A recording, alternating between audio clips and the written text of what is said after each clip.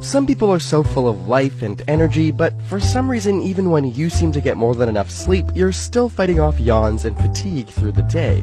So why are you always tired? If you know the number of hours of sleep isn't the problem, the second most common cause of fatigue comes from lack of physical activity and a poor diet. Study after study finds that adults who began light exercise a few times a week reported more energy after 6 weeks. People who exercise more regularly also report sleeping better, even though studies show that they aren't sleeping any longer. But if that doesn't help, don't go straight for your cup of joe. While many studies show coffee is good for your health, research shows that your reliance on it can make you more sleepy.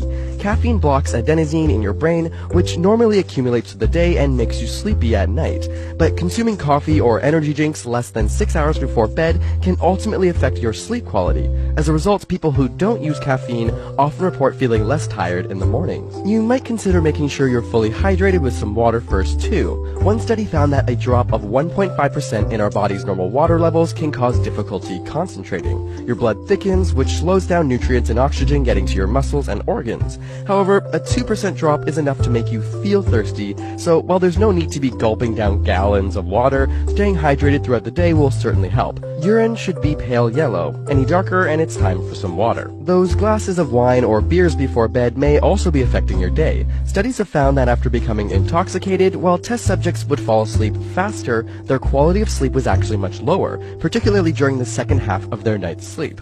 Ultimately, alcohol reduces the amount of REM sleep you get. And if you're binge drinking and sleeping in on the weekends, be aware that a consistent sleep schedule is key. Try waking up close to your normal time on weekends and having short 20-minute naps in the day.